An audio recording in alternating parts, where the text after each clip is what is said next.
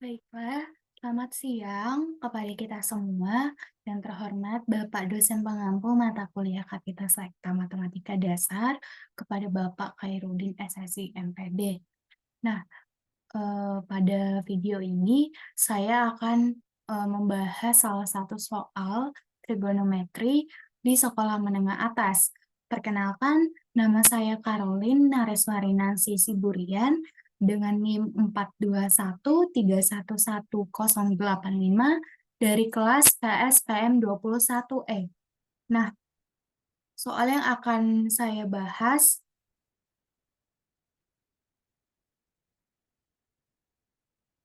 soal yang akan saya bahas adalah nomor 18, kode 18.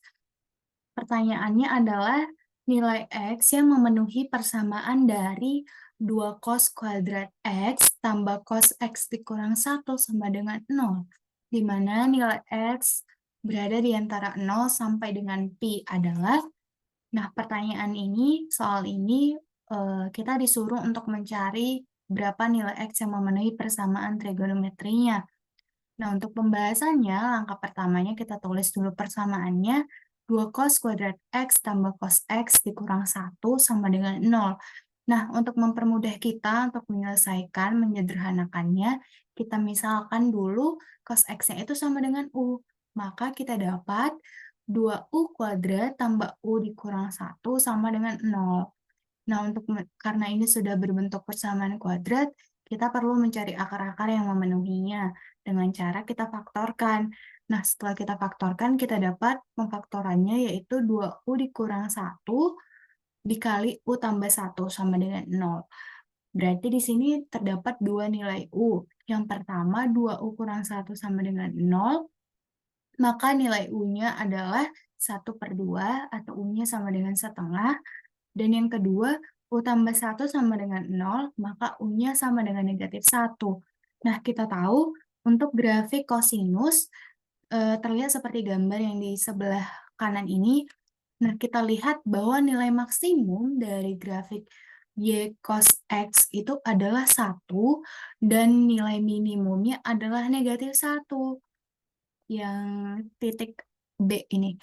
Nah, untuk U negatif 1 berarti udah bisa kita jawab, karena kan tadi U-nya dimisalkan dengan cos X-nya dimisalkan dengan U, maka kita substitusikan nilai U-nya itu sama dengan cos X ke dalam, persamaan.